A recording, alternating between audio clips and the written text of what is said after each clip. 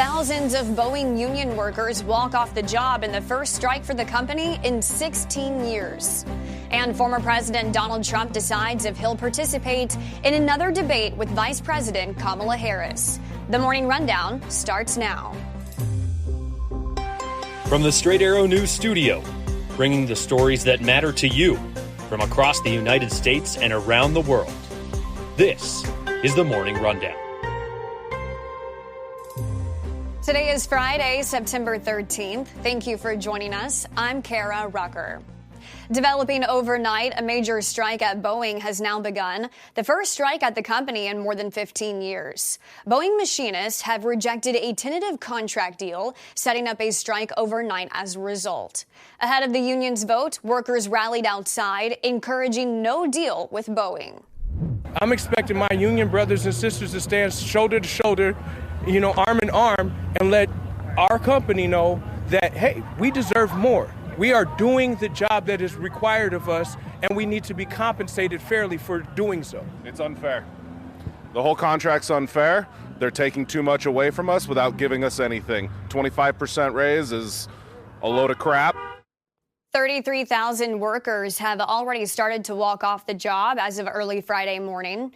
Union aircraft assembly workers stood in line Thursday to cast their ballots on the tentative deal, which overwhelmingly failed, with 95% of workers unhappy with it. The contract included a 25% wage bump over 4 years. The workers' strike is not expected to cause flight disruptions, but it will virtually stop commercial airplane production at one of the nation's biggest manufacturing giants.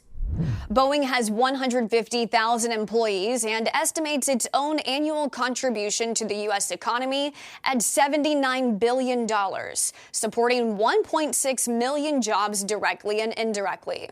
Both the union and Boeing released statements saying they are eager to get back to the negotiating table to reach a new deal. We are 53 days away from Election Day, and the campaign trail is red hot. Vice President Kamala Harris held a campaign rally in North Carolina on Thursday. Former President Donald Trump took to Arizona. It was Thursday on the campaign trail we got our answer on whether or not we would see another debate between Trump and Harris. Trump saying he won the debate and there would be no third debate after he's already shared the stage with President Joe Biden in June and Harris this week. Meanwhile, Harris saying at her campaign event she still wants another debate with Trump before Election Day. I believe we owe it to have another debate.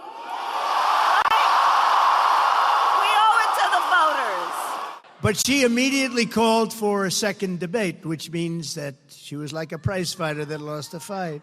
So because we've done two debates and because they were successful, there will be no third debate.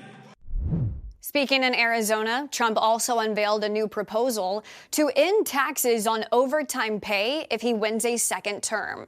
Harris's campaign responded, saying if Trump wins, fewer workers would receive overtime.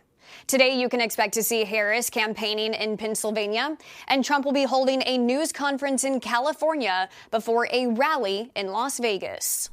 A judge has thrown out 3 charges in the Georgia 2020 election subversion case, including 2 charges former President Trump faces. The decision has not yet been formally applied to Trump because his case has been paused pending appeals over whether Fulton District Attorney Fani Willis can stay on the case following misconduct allegations. The judge threw out 1 count against Trump of conspiring to file false documents and a separate count of filing false documents related to false allegations of voter fraud that were included in one of Trump's lawsuits in December of 2020, trying to overturn the election results. However, in a separate ruling, the judge upheld the main racketeering charge in the case, which Trump is also facing.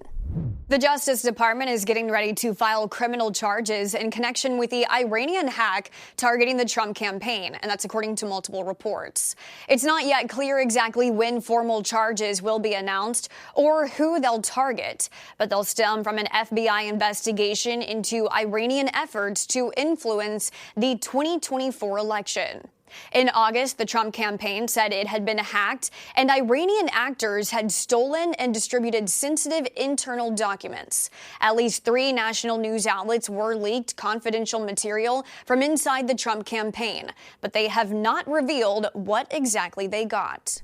For the first time, North Korea has released images of its uranium enrichment facility that produces fuel for nuclear bombs. Despite North Korea's nuclear program being banned under multiple United Nations Security Council resolutions, the country is still believed to have several sites for enriching uranium. In new photos, the country's leader, Kim Jong-un, was shown touring the facility and called for more weapons-grade material to boost North Korea's arsenal for, quote, self-defense and the capability for a preemptive attack against the U.S. and its allies. Finally, this morning, singer Justin Timberlake will be making an appearance today, not at a concert venue, but in a courtroom. The 10-time Grammy Award winner is expected to plead guilty in a New York courtroom following his arrest in the Hamptons in June, where he was charged with driving while intoxicated. Reports say Timberlake will plead guilty to a lesser offense of driving while ability impaired. That is a traffic violation that carries a $300 to $500 fine and a 90-day license suspension. Timberlake's license was already suspended for a year in New York in a hearing last month. Timberlake had originally pleaded not guilty to the DWI charge, telling police he had one martini the night of the incident. Despite the arrest, the former NSYNC member continues on with his latest world tour, where his next stop will be in New Jersey on September 28th.